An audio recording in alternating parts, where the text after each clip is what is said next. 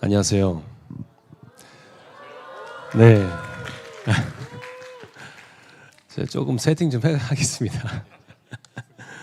네. 지금 여러 가지 좀 물건들 많아가지고.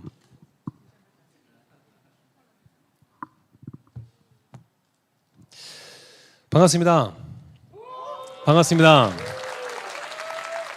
네, 오늘 사실은 준비를 하면서 이제 이 사역하는 것도 많이 봤고요.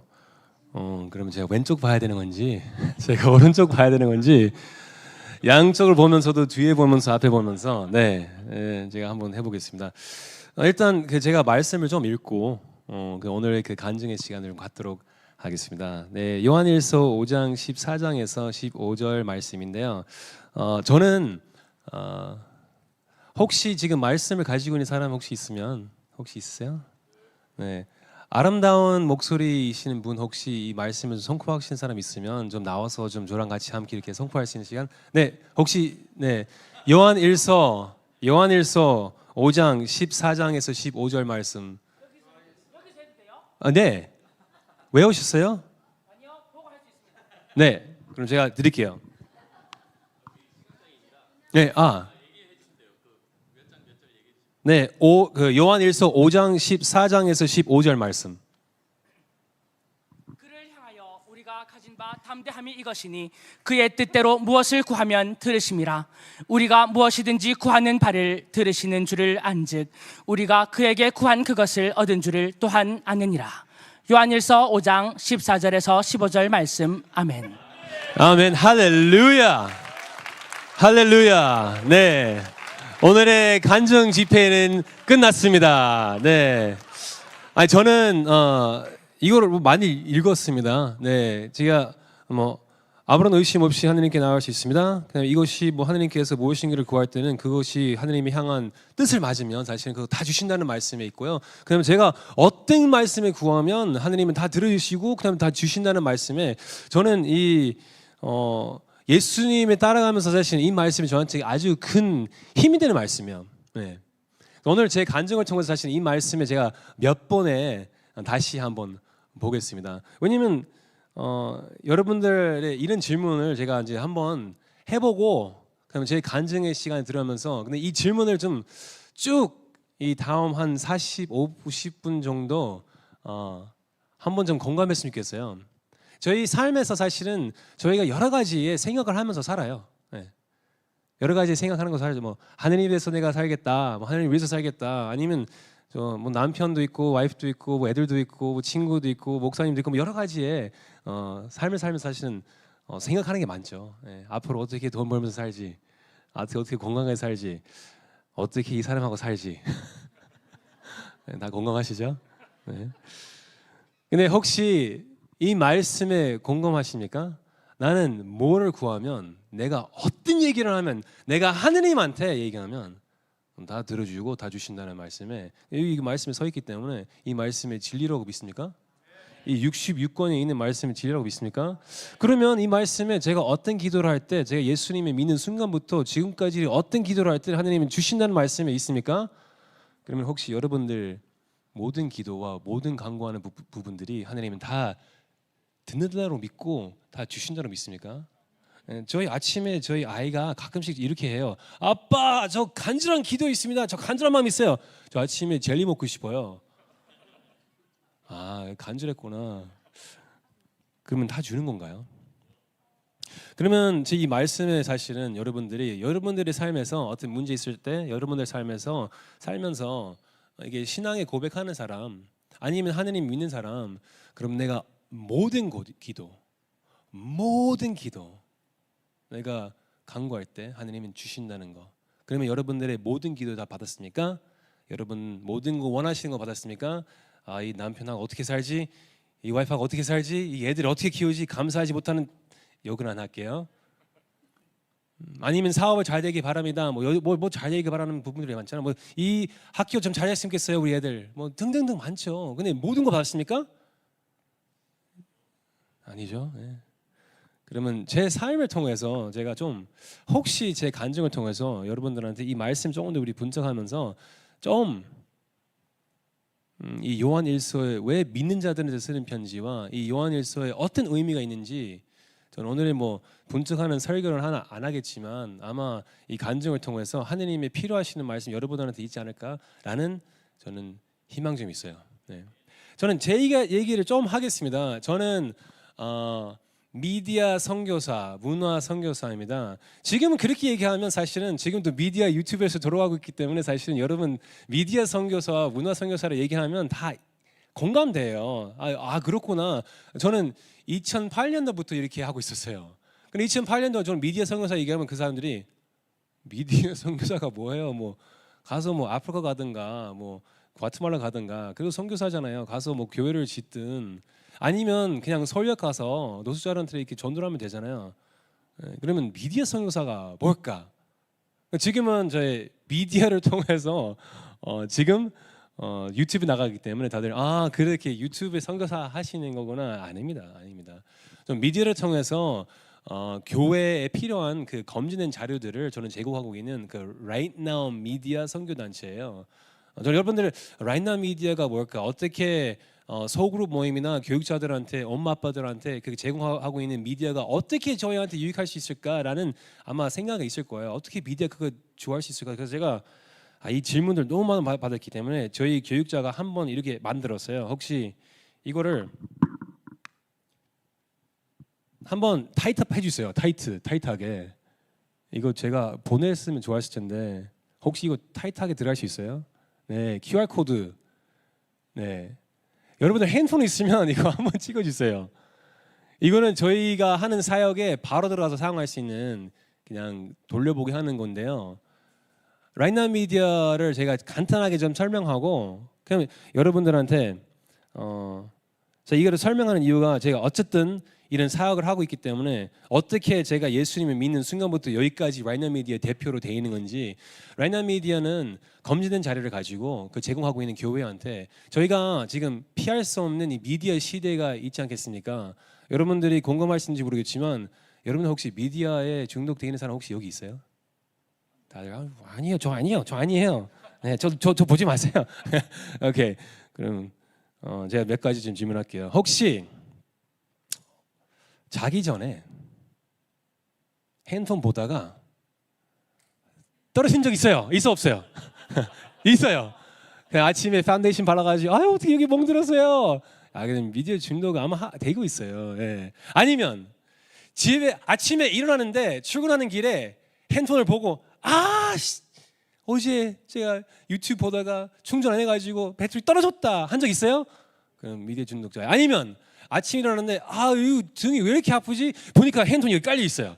예. 혹시 그런 적 있어요? 아니면 여러분들의 삶에 어떤 문제가 있을 때 여러분들의 관계에 어떤 갈등이 일어날 때 여러분들의 사업할 때 잘 안 될 때 여러분들의 부부간에서 싸울 때 아니면 지식적으로 뭐 배우고 싶으면 여러분들의 그 삶의 문제나 삶에 만약에 유익되고 싶은 뭐 배움에 있을 때는 어디로 갔습니까? 어디 가십니까? 네.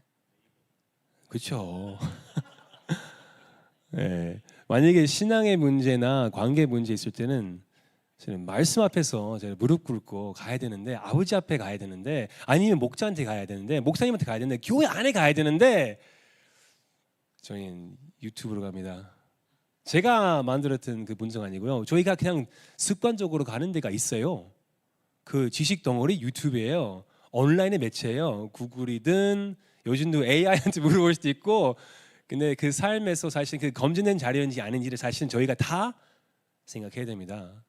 여러분 궁금할 수 있는 게 아마 부부이면 또 자녀분들이 있을 수 있어요. 그럼 아마 옛날에 이제 이유식 만들 때는 저희 검증된 당근도 봐요. 그거를 맛해서 당근 중에서도 제일 건강한 당근을 뽑잖아요. 이거를 가지고 이거 좋은 건지 안 좋은 건지 이거 오르게닉인지 아닌지를 왜냐면 제 애들한테 줄 거니까 이 아이한테 줄 거니까 그럼 이거를 보고 검증되는 거예요. 집에 가서 제가 씻어요. 이제 찜통에 넣고 그다음에 그 물도 일반 물 아니고 필터 되는 물이잖아요. 그거를 찜통에 넣고 그다음에 빼서 잘라가지고 으깨가지고 그냥 분유 한 숟가락 넣고 그다음에 이게 먹이잖아요. 이게 이유식이잖아요. 근데 들어가기 전에 어떻게 돼요? 그냥 먹여요? 아니죠. 그냥 호 이렇게 해가지고 뜨거우면 안 듣잖아요. 이게 검증된 길이에요. 그거는 음식이 저희가 먹어가지고 애한테 갈 때는 사실 어디서 확인해요? 이게 끝난 거 아니에요. 나올 때까지 확인해야 되잖아요. 좋은 건지 안 좋은 건지. 이게 먹으면서 나올 때까지 애 먹이는 과정인데, 그럼 우리 신앙 앞에서 어떻게 해요? 그럼 우리가 온라인에서 계속 먹었던 영상들이 혹시 잘못된 건지, 잘못된 지식인지, 잘못된 말씀의 중심인지, 아니면 혹은 만약에 이상한 쪽으로 가는 단체인지. 저희 라이너미디 그거를 47년 동안 이게 문제구나, 그때부터 시작했던 이 영상 선교 단체예요. 지금 한 28,000개 넘는 그런 컨텐츠를 모여가지고 교회한테 계속 제공하고 있어요. 그래서 저는 이 사역에 좀 설명하고 싶은 이유가, 저는 실제로 이제 교육자로서 이제 목양을 하면서 뭐 선교사로서 뭐 아니면 어떤 제자 훈련할 때는 저는 항상 말씀에 충분해요. 근데 어떨 때는 제가 공감할 수 없는 그런 주제들이 있어요. 예를 들어서 극과 극하면 뭐 자살이 있거나 아니면 성에 연결되어 있는 뭐 폭력이나 뭐 등등등, 이런 부분들은 일어나 청년들 사이에서, 아까도 대표님 말씀하셨잖아요. 지금 열악한 지금 환경에서 많은 청년들을 지금 목숨을 끊고 있잖아요. 네. 대한민국에서 유명한 거 되게 많잖아요. 뭐 K-팝도 있고 뭐 자동차에 유명하고 막 등등등. 이제 대한민국에서 되게 유명한 거 두 가지도 있어요. 이혼율, 자살률이에요. 그래서 저는 이런 사역을 하는 건 아니에요. 저는 가정의 회복을 너무나 필요합니다. 필요한다고 생각합니다. 그래서 가정 회복이 어떻게 일어나요? 복음이에요. 복음. 합당한 검증된 자료가 있다면, 합당한 그런 말씀 안에서 복음 중심으로 갈 수 있으면, 세상의 얘기를 스탑하라고 아니고 그냥 그래도 우리가 소그룹 모임 할 때는 사실 필요한다고 저는 생각하거든요. 왜냐하면 그런 은혜 제가 느꼈고, 그 은혜 덕분에 말씀 앞에서 저는 회복이 일어났기 때문에, 부부가 회복되면 가정이 회복돼요. 말씀 안에서. 가정이 회복되면 소그룹 안에서도 회복돼요. 말씀 안에서. 소그룹 회복되면 공동체, 교회가 회복돼요. 교회 회복, 도시 회복, 도시 회복, 나라 회복, 점점점 지구 회복. 저는 라이너 미디어, 저는 어떻게 보면 그 가정 사역자라고 저는 생각하거든요. 근데 이제 미디어 안에서 저는 그런 선한 도구를 목사님들하고 이제 교회들한테 제공하고 있어요. 근데 그냥 태어나서 눈 깜빡해가지고 이렇게 되지 않았어요. 저도 그 신앙의 여정도 있었습니다. 저는 어렸을 때 이렇게 기독교인 지방에서 저는 태어나지 못했습니다. 저희 아버님은 군인이었고요. 그냥 미국 사람이에요. 여러분 저를 볼 때는 미국 사람으로 봅니까? 한국 사람 봅니까? 저도 궁금해요. 감사합니다. Korean, thank you very much. Listening to my voice. 듣고 따라하세요. I am Korean. 저는 택시를 타면 타자마자 보통 이제 그 기사님들이 이제 어디 가십니까? 저 전역 갑니다. 서로 대화를 해요. 저는 택시 타자마자 저는 전도를 합니다. 그러니까 전도를 하면서 어느 정도 이게 대화가 되잖아요. 근데 갑자기 리어뷰 미러를 보고 갑자기요. Hello, how can I help you? 아주 여태까지 지금 10분 동안 지금 대화를 한국말을 했는데 갑자기 얼굴 보니까 이제 저는 미국 사람이고요. 저희 어머님은 한국 분이에요. 근데 저희 부모님 이제 20대 만나가지고 한국에서 이제 너무 사랑으로 만났지만 서로 공감하고 서로 이게 좀 성장하지 못한 상태에서 6살 제가 6살 때는 부모님이 이혼했습니다. 저는 아버님이랑 살았거든요. 그래서 이제 캔자스에 있는 백인들의 세상.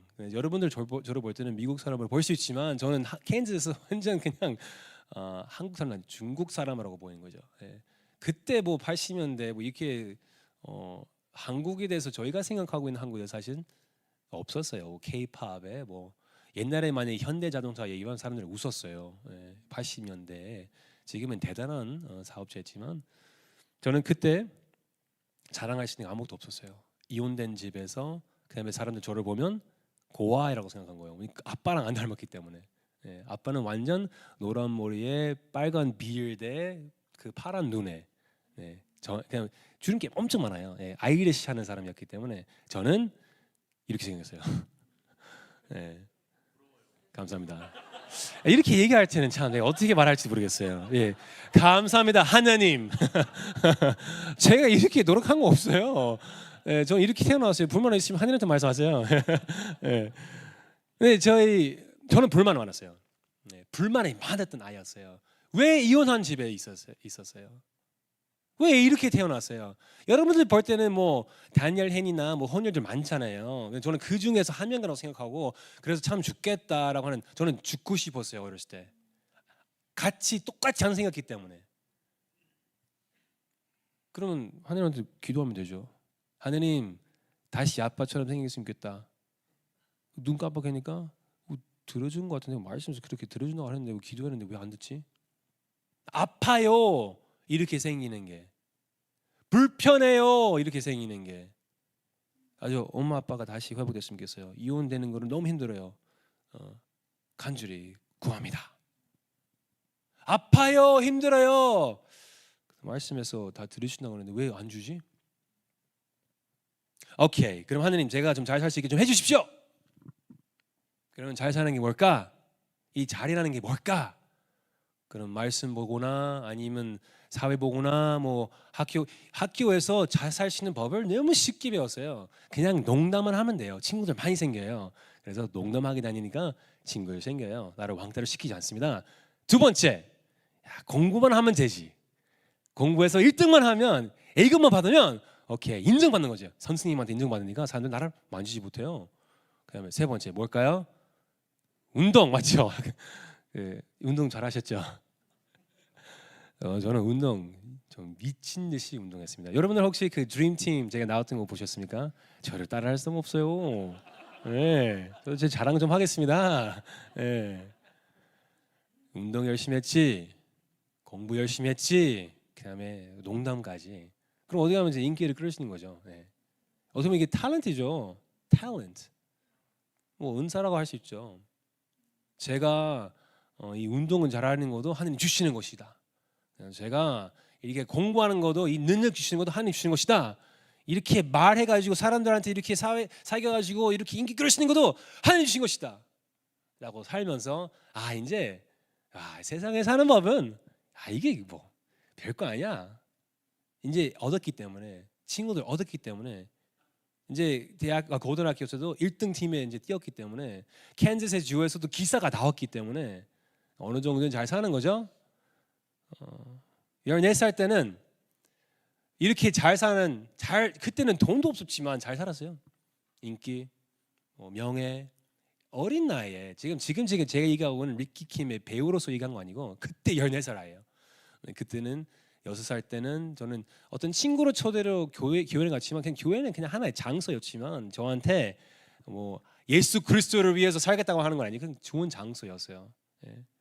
14살 때는 저는 하느님 좀 알고 이제 이 세상에 사는 법도 좀 알고 14살 때는 저희 아빠가 돌아가셨습니다. 그냥 아침에 일하고 나갔다가 이제 안 들어와서요. 어떻게 보면 참 불쌍하죠. 그럼 제가 어떻게 할까요? 하나님, 제 아빠 다시 죽지 않게 살게 해주십시오. 물론 저는 농구에 연습하다가 저희 할머니가 이제 그 미국에 비슷한 농구장에서 저 멀리서 들어오는 거 모습 보고 저희 할머니 아니고 그 할머니의 막내 그 여동생의 저희 그랜마죠. 작은 할머니가 들어오면서 이게 신기하다. 작은 할머니가 월요일 날에 이렇게 7시에 밤에 농구 연습하다가 이렇게 들어온 건 좀 특이하다 해서 이제 뭔가 느꼈어요. 제가 잘못한 거 농담을 심하게 하면 좀 혼내죠. 뭔가 약간 저도 옛날에 좀 개교쟁이였기 때문에 그래서 이제 저를 혼내는 건가? 저를 딱 보고 그냥 눈빛이 이제 좀 슬픈 거예요. 그때부터 농구를 챙기지 아니고 갑자기 뭐가 느꼈어요. 근데 와서 좀 들을 말씀 있다. 그래서 저랑 저희 형을 이제 끌고 이제 아빠가 큰 사고 일어났다. 그래서 당장 병원 가야 된다.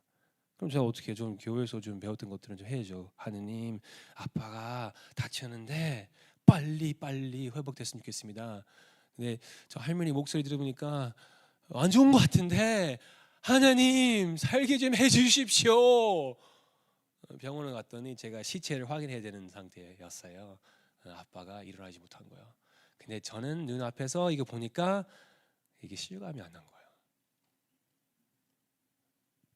저는 그 순간적으로 저희 엄마는 나갔고 아빠는 세상을 떠났고 저는 기도하는 게 들려주는 건가? 라고 생각할 때가 있었습니다. 그래서 물어보는 거예요. 여러분들 모든 기도를 다 할 때 하나님 다 들어주시는 건가요? 항상 기뻐하라. 쉬지 말고 기도하라. 범사에 감사하라. 그리고 항상 기뻐하면서 기도하면서 그 범사 안에서도 할 수 있다. 저는 그 상태에서 무너졌어요. 시작하자마자 저는 이 Right Now Media 하는 거를 좀 확실히 가지면서 저는 선교사라고 얘기했잖아요. 그래서 어떻게 여기까지 왔어요? 이제 신앙 여정이 이어서 갑니다. 저는 14살 때 이제 아빠가 돌아가셨고 저는 하늘 보고 그러면 이 말씀에 보니까 아버지라는 단어가 너무 많이 나와요. 그럼 아버지 저를 책임져 주십시오. 저도 지금 지나가다 보니까 뒤에 보니까 하느님이 계속 저를 챙겨 주셨습니다. 아멘. 네, 정말 하느님 은혜였습니다. 14살 때부터 21살 때까지는 그 정도의 확신을 가진 상태에서 그 정도의 깨어난 상태에서 하느님한테 간구하고 기도하고 뭐 계속 안 들려준다고 생각이 있었지만 기도는 끊임없이 기도했어요. 끊임없이 말씀 받습니다. 그러면 제가 어떻게 살았을까요? 14살 때부터 어떻게 살았을까요? 교회에서 열심히 봉사하면서 뭐 찬양하면서 뭐 그렇지 않습니다. 저는 또 배웠던 인기 그 세 가지에 운동, 농담 하고 뭐였죠? 공부 더 열심히 했어요. 교회 뭐 열심히 갔지만 약간 양다리 걸치면서 세상도 좋고 교회도 좋고.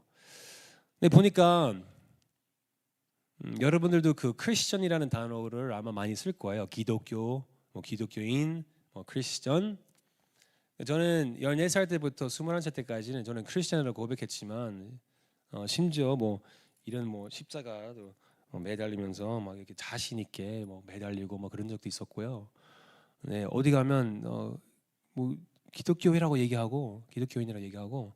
근데 크리스천이라는 단어를 저는 그때는 21살 때 이거는 제 간증에 아주 크게 시작하는 시점이라고 생각합니다. 이 크리스천이라는 단어를 어느 날에 저는 그때 대학교에 거의 졸업하기 직전 상태인데 저희 어머님은 이제 재혼해가지고 엄마랑 관계가 지금 너무 좋습니다. 네, 그때는 엄마랑 관계를 좀 대학교 2학년 때부터 3학년 때부터 좋아졌는데 저희 이제 그때 어머님 재혼했는데 새아빠가 저를 보고 저는 그때는 대학교에서 공부하는 거는 나중에 변호사 준비를 하고 있었을 때는 저를 보고 리키 너는 변호사를 준비를 하는 걸 아는데 난 네가 책 읽은 걸 한 번도 본 적 없다. 그런 거야. 그냥 너무 기분 나쁜 거야. 나 여태까지 에이프릴인데 내가 책을 안 보는 거 당신 누구인데 내 아빠도 아니고 참나 진짜 하나님 조심해. 나 운동도 잘하고 심지어 이제 변호사 준비하니까 논리적으로 사원도 잘하거든요. 근데 너무 이게 막 찔린 거예요. 야 맞네. 진짜 내가 진짜 책을 안 읽구나. 여태까지 그냥 넘어가는 거예요. 약간 네, 조금 순발 빨리니까 이제 어떻게 해가지고 맞춰가지고 계속 이제 나온 거예요. 근데 그때는 책을 미친 듯이 읽기 시작은 했지만 너무나 이 책의 재미를 빠졌거든요. 근데 어느 날에 이 크리스천이라는 단어를 나한테 떠올린 거예요. 그러니까 열심히 그 책을 읽고 있는데 성경책을 제대로 제가 열심히 읽지 않은 것 같다 생각을 한 적이 있었거든요. 그래서 이 크리스천이라는 단어를 이제 떠올리면서 크리스천이라는 게 크리스천 그러면 비슷한 게 mathematician, musician. 그러면 musician이 뭐예요? 음악가입니다. A person of music. 그러면 mathematician이 뭐예요? A person of math. 그러면 Christian은 a Christian 수학자, 네, mathematician. 그러면 a Christian is a person of Christ. 그리스도의 사람입니다. A person of Christ. 여러분들은 그 수학 선생님 혹시 만나본 적 있어요? 네, 그분이 수학 책을 안 읽고 수학 공부를 안 했습니다. 그러면 수학 선생님이에요? 그분한테 아이를 맡길 수 있어요? 네. 아니면 음악인 그 뮤지션 그럼 악기를 연습 안 해가지고 그 아무것도 모르는데 근데 조금 해요. 그 사람한테 아이를 맡기겠습니까? 가서 배우겠습니까? 아니죠. 그러면 크리스천 내가 딱 보니까 I don't study Christ, I don't follow Christ, I don't know Christ. 나는 하느님 말씀을 모르고 내가 하느님 말씀을 묵상하지도 않고 나 하느님 말씀을 읽지도 않고 나 하느님을 예수님은 모르는 거구나. 그래서 그때부터 제가 대학교 그때 3학년에 4학년 올라갈 때는 변호사 준비를 거의 다 된 상태 이제 그냥 들어가서 공부해 가지고 나중에 이제 라이센스 받아 가지고 시작하면 되는데 갑자기 예수님 인격적으로 만난 거예요. 아, 어디 말씀을 통해 이 복음서를 읽어보니까 난 그때는 내가 구약에서 시작하면 조금 오래 걸리고도 지루한 것 같아서 저는 그냥 이제 사도 바울의 이야기랑 그 이제 요한계시록 하는 것도 저는 그 복음서로 시작하겠습니다. 복음서를 쭉 읽으면서 갑자기 이게 딱 저를 만진 거예요. 예수님에 대해서. 저는 예수님에 대해서 이제 그거를 처음에 저한테 이제 넘어갈 수밖에 없는 게 이게 창세기 1장에서 하느님 나를 창조하셨다는 거에 이게 딱 이게 인정되는 거예요. 그다음에 66권 안에 있는 예수 그리스도의 하느님의 비밀은 그 약속의 비밀은 예수 그리스도, 그 예수 그리스도 비밀은 그 교회의 비밀은 그 형제의 사랑, 그 형제 사랑의 저 어울이구나. 이게 보면서 그 하느님 나를 그만큼의 하느님 나를 먼저 사랑하면서 나를 사랑하고 예수 그리스도를 그렇게 바치면서 나를 위해서 그럼 이 66권을 나를 좀 제대로 한번 읽어야 되겠다. 읽으면서 그 복음서를 나를 완전 인격적으로 예수님 만나면서 난 더 이상 나의 목적대로 살면 안 되겠다고 생각하고 다 내려놓고 이제 한국에 넘어왔어요. 극단적인 생각이잖아요. 되게 레디컬하는 거. 저도 한국말 잘 못했기 때문에 전 어머님한테 저는 한국 가서 선교사 하겠다고 했었을 때는 변호사를 앞두고 있는 상태에서 어머님한테 얘기해 보니까 저도 모르는 한국말이 나온 거예요. 별로 안 좋은 얘기였어요. 뭐 상에 들어가는 단어들도 있었고 막 이미 뭐 저건 다 있었어요. 근데 감사하게 제가 한국말 그때 못했기 때문에 그냥 넘어갔습니다. 근데 그 하느님의 정확한 부르심에서 저는 여기서 저희 할머니한테 전도하고 싶은 마음도 있었고요. 그 다음에 제가 뭐 그 봉사하는 마음도 있었고요. 근데 제가 공부를 열심히 하고 뭐 운동도 그렇고 공부도 그렇고 뭐 어떻게 보면 사람들이 볼 때는 뭐 은사라고 하는 부분들이 있고요. 지금도 제가 마이크를 들고 말하고 있습니다. 사람들도 이 말 은사도 있고요. 저 말씀에 어떻게 세밀하게 풀려가지고 하는 것도 말씀 은사도 있고요. 사람하고 소통하는 은사도 있고요. 전도하는 은사도 여러 가지 그 얘기를 엄청 많이 들었거든요. 근데 제가 이렇게 고백하겠습니다.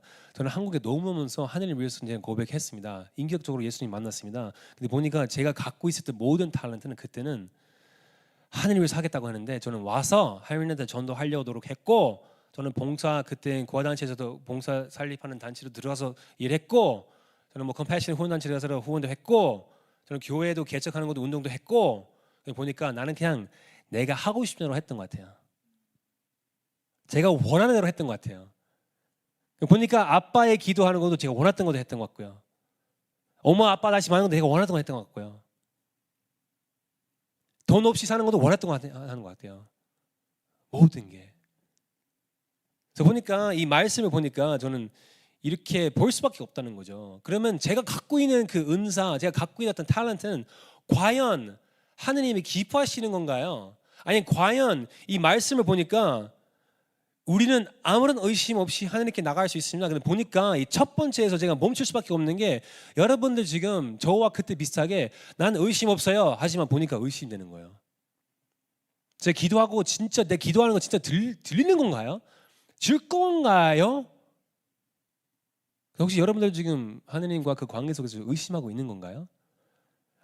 저는 모르겠습니다. 저는 믿음이 약한가 봐요. 아니요, 저희 인간의 존재들이 믿음이 약한 분들 아니에요. 저희 믿음이 진짜 대단한 사람들이에요. 오늘 그 우산 들고 오는 사람 혹시 있어요? 우산 들고 오는 사람 있어요? 왜 그럴까요? 예보에 비가 온다. 믿음이 진짜 대단한 거예요. 뭘 믿고 그렇게 우산 들고 오셨어요? 어떤 지식과 경험이 있기 때문에. 그 지식은 네이버고 그 경험은 비 맞았기 때문에. 그 지식은 어디서 비 온다고 얘기했는데 그 경험은 흰 신발 신고 버린 적이 있었기 때문에. 그럼 지식과 경험이 있기 때문에 의심이 없는 거예요. 그럼 여러분들 지금 그 지식과 경험이 있습니까? 하느님과 그 말씀의 지식, 하느님의 그 66권 안에 그 약속의 지식, 하느님의 예수 그리스도 인격적으로 하는 그런 경험, 말씀의 경험, 공동체의 경험, 그 교회의 경험, 찬양을 하면서 정말 진짜 하느님 나를 붙잡고 나를 사용하고 있는 거를 그 경험, 아니면 아직까지는 내 탤런트과 내 갖고 있는 은사를 가지고 내가 원하는 쪽으로 갖고 있는 건가? 저는 그렇게 살았어요. 그때 보니까 저는 변호사를 되고 싶은 거는 물론 이제 기독교이니까 저는 그거를 착각하면서 제 자신을 설득하면서 나는 하느님을 위해서 변호사를 되면서 저는 워싱턴 DC 가서 봉사단체를 위해서 힘이 오는 사람들을 위해서 저는 힘이 되겠습니다. 변호를 하겠습니다. 하느님, 저는 그때 한국 오면서 저한테 얘기해서 너는 변호사 왜 되고 싶어요, 리키? 하느님을 위해서 저는 변호사를 하겠습니다. 저는 불쌍한 사람들을 위해서 저는 변호를 하겠습니다. 저는 봉사들을 위해서 저는 싸우겠습니다. 이렇게 얘기하면서 계속 얘기하는데 하느님 저 보니까 너 왜 하고 싶어? 계속 물어본 거예요. 그 타격까지 왜 하고 싶어? 보니까 저는 아빠가 권위가 없었구나. 저희 아빠가 돈이 없었구나. 저희 아빠가 지식도 없었구나. 저희 아빠가 힘이 없었구나. 그래서 하느님, 저는 변호사를 되면 저는 힘이 있을 거고 돈이 있을 거고 명예도 있을 겁니다. 고백해 보니까 하느님 얘기하더라고요. 그 내 뜻이 아니었는데 하지 마. 이게 손을 내보니까 어깨가 가벼워지는 거예요. 그때 저는 한국에 떠나간 상태에서 3개월 동안 배낭여행하면서 하느님 저한테 주시는 감동이었어요. 그래서 한 바퀴 돌면서 다시 한국에 왔어요. 그럼 하느님 어떻게 할까요? 하느님 어떻게 할까요? 그때 강남역에서 기도를 하면서 걸어가면서 하느님 주시는 감동이 있었어요. 이렇게 들려봐요. 강남에 있는 사람들 한번 보세요. 뭘 봅니까? 하느님, 이 사람들 진짜 아름다워요, 예뻐요. 예. 강남이잖아요. 그렇죠, 리키. 저는 여태까지 리키한테 주는 그 말씀을 통해서 세상을 끝까지 이제 말씀을 전파하라. 할 수 있으면 리키 그 고아와 과부를 좀 섬겨라. 저는 그때 고아 단체를 세웠습니다. 저는 설역 가서 노숙자들한테 저는 계속 그렇게 밥을 주면서 저는 전도를 했습니다. 저는 교회 개척도 했습니다. 하느님 그때 저한테 주시는 말, 물론 육적으로 제가 지금 피지컬한 고아들 있고 피지컬한 그런 과부들 있고, 근데 저는 강남에서 그때 확실하게 주시는 감동에 사람들 다 봐요. 여러분들 지금 사람들 다 봐요. 다 좋은 사람들 많아요. 근데 이 사람은 이 신랑과 신부 되신 예수 그리스도와 그 몸된 교회에서 연결되지 않은 상태면, 그러면 남편이 없는 사람이 뭐예요?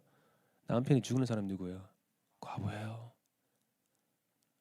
저처럼 아빠가 죽었던 사람이면 저는 뭐예요? 저는 부모님 없는 사람이 뭐예요? 고아예요. 그래 말씀합니다 저한테. 이렇게야. 이분들이 걸어가고 있지만 뼈가 말랐습니다. 이분들이 예수 그리스도가 연결되지 않은 상태에서 교회가 없으면, 이분들이 아빠가 없으면 영적으로 양보를 좀 열어라. 그때 저한테 땅 끝까지 복음을 전파하라고. 근데 너희 예루살렘에서 시작하라고. 이거는 예수님이 제자들한테 첫 번째 들어가는 상명이에요. 예루살렘, 내 땅 밑에 있는, 내 발 밑에 있는 땅입니다. 가까운 데서. 그래서 저는 그때 알겠습니다 하느님, 저는 떠나가지 않겠습니다.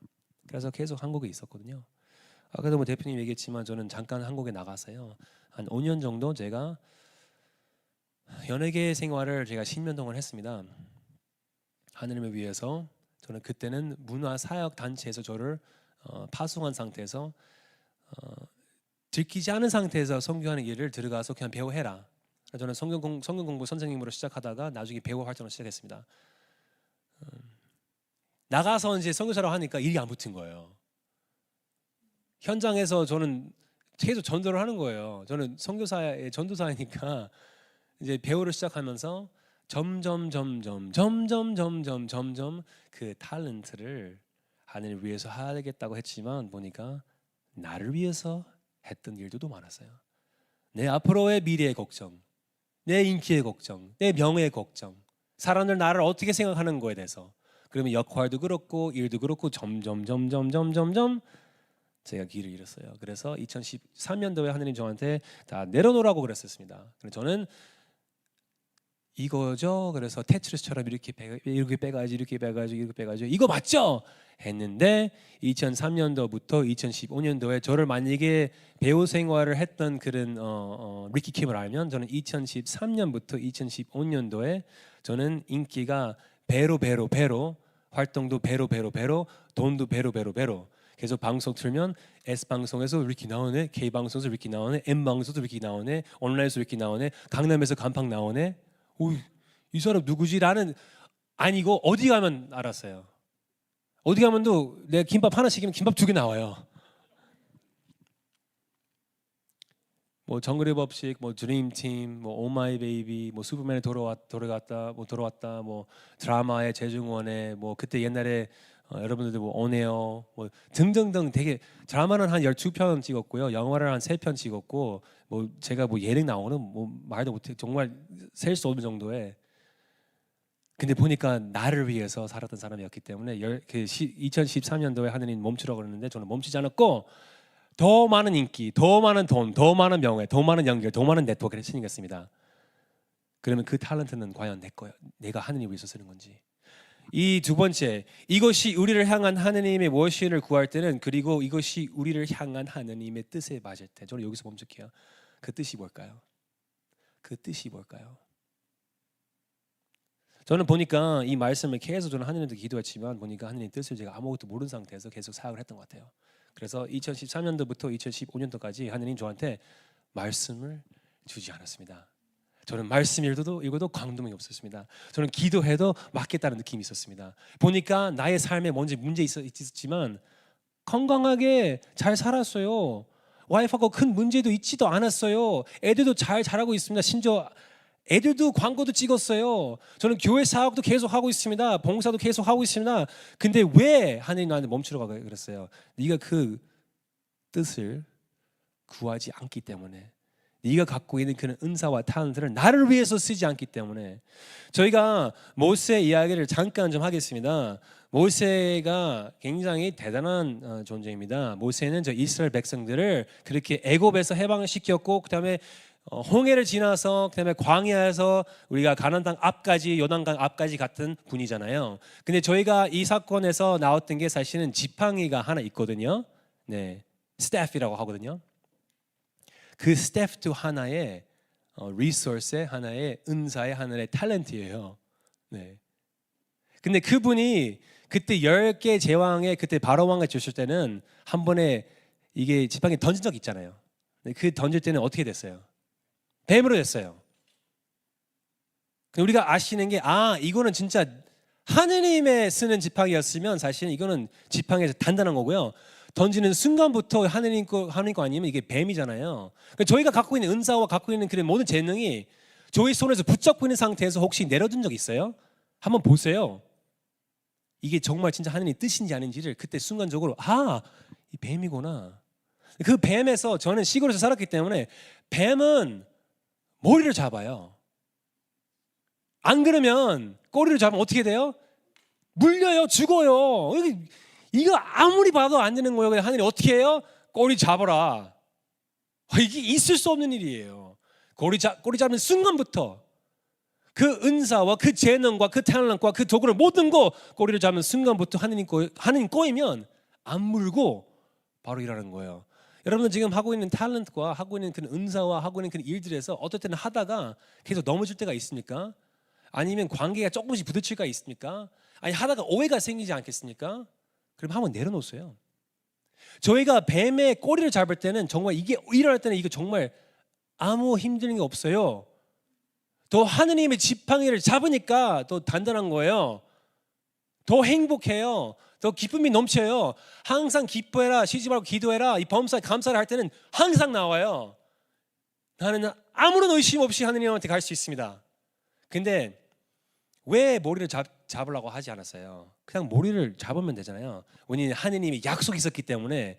그 뱀의 머리를 밟는 분이 있어요. 예수 그리스도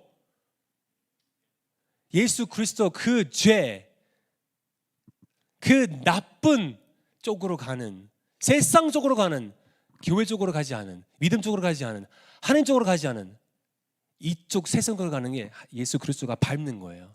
그래서 모세가 그 지팡이를 잡았습니다. 지팡이를 보면 이게 모세가 사실 이게 목자와 양에서 그래서 지팡이 있는 거잖아요. 예.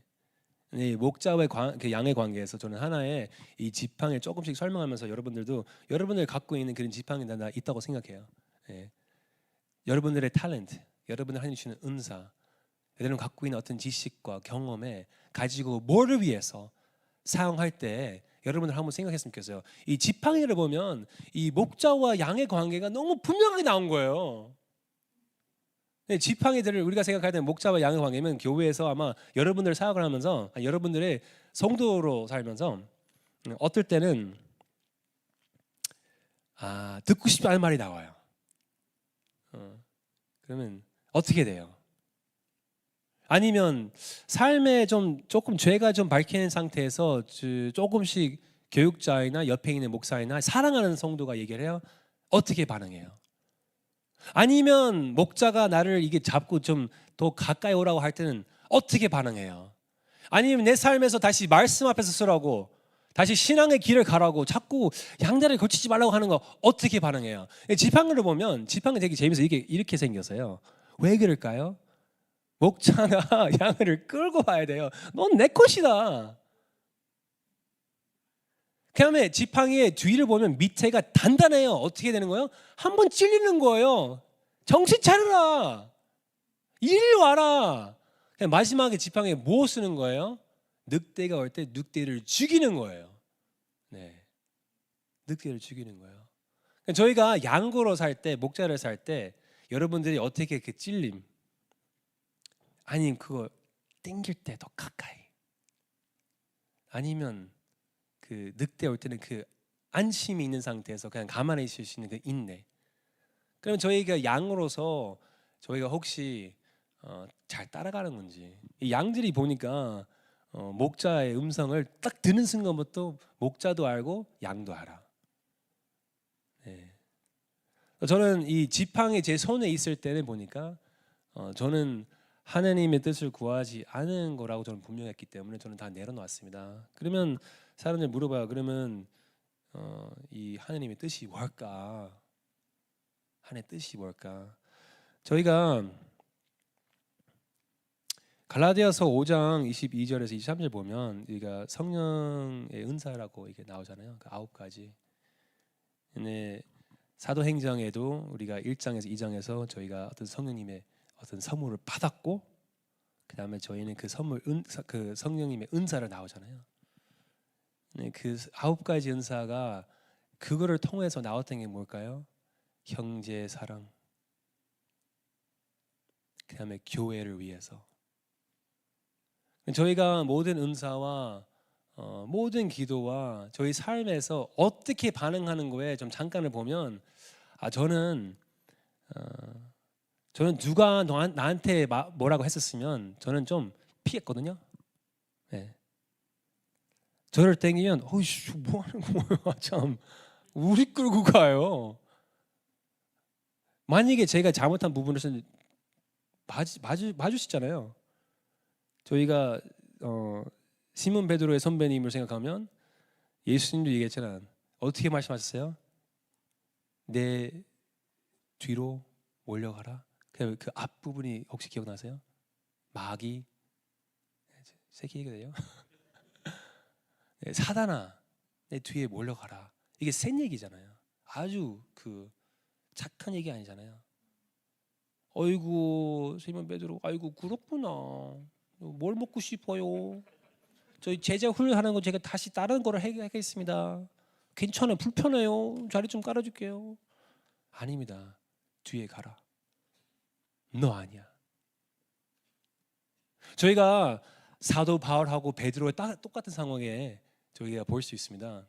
네, 갈라디아서 2장에서 또 이분이 시몬 베드로가 나와서 할례에 대해서 또 자기 은사가 분명하잖아요. 근데 또 전도를 하면서 교회 개척을 하면서 사역을 하면서 모든 은사를 가지고 일하고 있었는데 근데 할례에 대해서 계속 설명하고 있는데 우리가 바울의 선배님이 어떻게 했어요? 너와 바르나바는 잘못했습니다. 이단 같은 얘기를 하고 있잖아요. 이게 우리 시몬 베드로잖아요. 어이구 이게 마을이에요. 어이구 그렇구나. 시몬아 일로 와라. 아이고 그렇구나. 이걸 다시 우리 재정 혼란 해볼까요? 여기 이쪽 방 말고 너 좀 잘 안 어울려요? 그럼 이쪽으로 넘어갈게요. 아니죠. 한 번 찔렸고 한 번 땡겼어요. 일로 와라. 그다음에 찔렸어. 이건 아니야.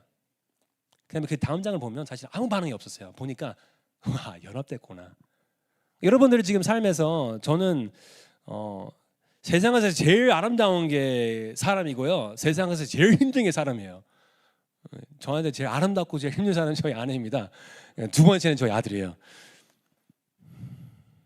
근데 심지어 오늘 아침에도 저한테 찔림이 있었거든요. 그냥 저희 아내를 저를 찔리고 땡겼거든요. 목자는 했지만 나 사랑하는 나의 하나가 될 수 있는 나의 배필이잖아요. 근데 저는 그렇게 고백해요. 제 내명 속에 저는 애굽에 나와서 저는 홍해를 지나갔습니다. 저는 그 광야에서도 저도 지나갔습니다. 저는 요단강에 저는 지나가면서 저는 가나안 땅에 소망 갖고 있는 저는 예수 그리스도의 모험된 교회에서 저는 지체로서 살고 있는 소망이 있습니다. 하지만 저희 아내 저한테 그렇게 얘기를 할 때는 저는 피했습니다. 땡길 때는 저는 거부했습니다. 어떻게? 보니까 아직까지 내 명 속에서 저는 아직까지는 애굽이 있더라고요. 아직까지는 세상 하는 것도 있더라고요. 아직까지 나는 죽지 않았습니다. 아직까지 나는 분하지 않은 부분들이 있습니다. 그러면 제가 갖고 있는 은사를 어떻게 해야 되는 거예요? 그냥 내려놓으면 돼요. 내려놓으면 돼요. 다시 잡을 때는 다시 이걸 많이 나를 물리면 아닌 거구나. 그래서 사실은 저는 고백할 수 있는 저는 여기 올라오기 전에 전화했습니다. 저 아내한테 죄송합니다. 참 지혜가 있죠. 죄송합니다. 저는 갖고 있는 이 방어 기질이 잘 모르겠습니다. 저 이 반응 있는 것 같은데 저는 인정하고 싶지 않습니다. 저는 보이지 않습니다. 이게 블라인드 스팟이라고 하거든요. 저는 제 등을 볼 수는 없습니다. 저 이에 끼는 것도 볼 수는 없습니다. 이 블라인드 스팟이거든요. 근데 사랑하는 사람을 볼 때는 이에 꼈습니다. 등을 뭐 걸렸으면 얘기할 때는 저는 왜 기분 나빠요? 왜 얘기를 해? 저는 어떻게 다시 찔려요? 보니까 제가 갖고 있는 어떤 은사 분명합니다. 저는 말씀의 은사와 말의 은사이거든요. 저는 그래서 한국말도 배웠어요. 사람들 물어봐요. 요 한국말 어떻게 그렇게 열심히 배웠어요? 저는 기도를 하면서 하나님 주신 은사입니다. 할렐루야. 아니에요. 저는 아내한테 말싸움을 지기 싫어서 저는 한국말 잘 열심히 배웠습니다. 네. 근데 어쨌든 하나님 주시는 은사가 있는 상태에서 저는 이렇게 표현합니다. 여러분들도 지금 갖고 있는 은사에 내려놓으면 어때요? 다시 잡을 때는 하나님 지팡이를 확실히 그래 믿음이 가셨으면 좋겠습니다. 여러분 이게 만약에 다시 나를 힘지게 하면 내려놓으세요. 여러분들 블라인드 스팟에 보이지 않는 상태에서 옆에 제일 사랑하는 사람을 볼 때는 그 찔림이 한번 그냥 받아들이고 가만히 있으세요. 하나님 일하실 때까지 한번 가만히 있으세요. 이 블라인드 스팟에 제가 보이지 않는 부분들은 왜 이렇게 피하는 건지 한번 멈추시기 바랍니다. 저는 그 모세 이야기를 보면서 저는 그러면 찔려 주십시오 라는 건 아니고요. 하지만 찔림에 영적으로 예민해야 된다고 생각합니다. 끌려가는 것도 느껴야 됩니다. 저 인간들이 끌려가는 것을 원하지 않고요. 저희는 저희의 주인 인식을 바뀌고 싶지 않습니다. 인간들이 자기의 주인된 삶에서 살고 싶어요. 하나님 주시는 약속이 있어요. 더 이상 그 주인된 삶에서 살지 말고 그 무거운 짐들을 좀 내려놓고 나한테 와라. 이 시간을 통해서 지금도 여기 있는 분들도 그렇고 지금 온라인에서 참여하는 사람들도 그렇고 그 무거운 짐들 좀 한번 내려놓으세요. 내가 생각하고 있는 내가 여태까지 하고 있었던 그 탤런트와 만약에 그 은사가 있다면 한번 내려놓으세요. 내려놓으면 어떻게 반응하는지 한번 보세요. 여러분 만약에 삶에서 계속 그런 갈등과 문제와 오해가 아니면 힘든 부분이 있을 때는 한번 멈추세요.